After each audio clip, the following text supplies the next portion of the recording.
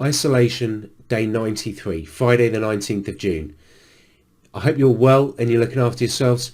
It's been a long week this week. It is currently, 10:30 on Saturday night, so Saturday the 20th. I record these a day in arrears as such.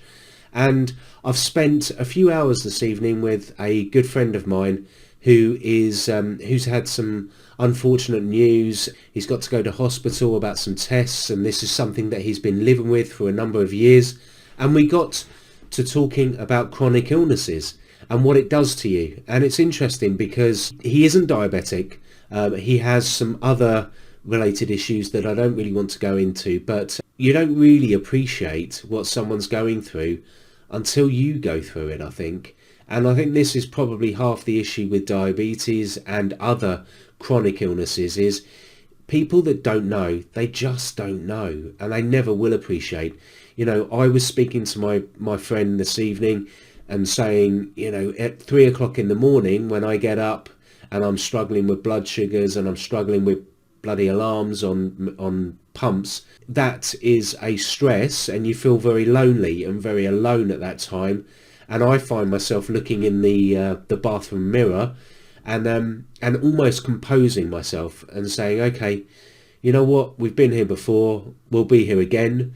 What you need to do is calm down, chill out, and try and go back to sleep, or try and look after yourself as best you can, because tomorrow is another day and the sun will rise.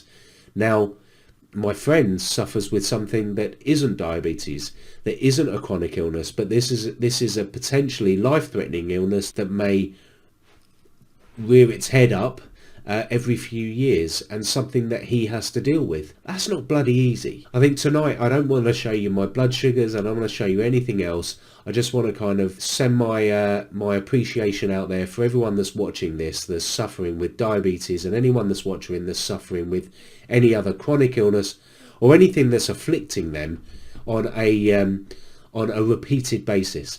Because the reality is, as I've said before, no one really knows until they've been through it. They just don't know what it's like. And I see quite a few posts online about how people without diabetes are stupid to the fact of the difference between type 1 and type 2, and the difference between understanding that it's not sugar, it's not the amount of sugar that you ate, and it's not the fact that you're acting strange because your blood sugars are low.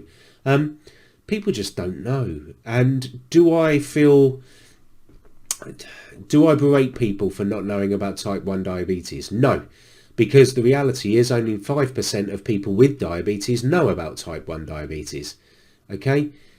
I read a fact today, and I actually put a post on Instagram about the fact that they estimate that type 1 diabetes will increase by 30% in China alone by 2025. By 30%. One of the responses to my post was, this isn't genetic. Yeah, maybe it's not, maybe it is. Maybe more work needs to go into that. But what I would say is, you know what, tonight, what you learn is keep your friends close, keep your family closer, rely on yourself, yes, but it's really nice having family close, and it's really nice actually having some other people in the community with the same chronic illness as you to talk to. I was always really, really private about being diabetic. Always have been. Asking for advice and help from other people does not come naturally to people with type 1 diabetes, I don't think, because you're so used to dealing with it yourself, and you're actually a bit afraid of asking other people for advice and for help. But it's really nice to get on groups with Bolus Maximus and the other blokes that we get together on a Sunday night and have a chat about life in general, not just about diabetes, but diabetes is a part of it. And it's quite nice to know that you're not the only person struggling at times. That's my shout out tonight. You're not the only person struggling. We're all struggling in different ways. Some days are better than others. You just have to have the right mindset. And you know what? At 3 o'clock in the morning, when you're looking in the mirror and you're looking at your own eyes and thinking, this is shit. Yeah, it is.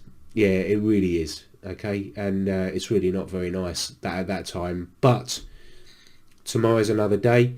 Tomorrow is a good day. And if that is where you are and you're here, the only way is up in many ways.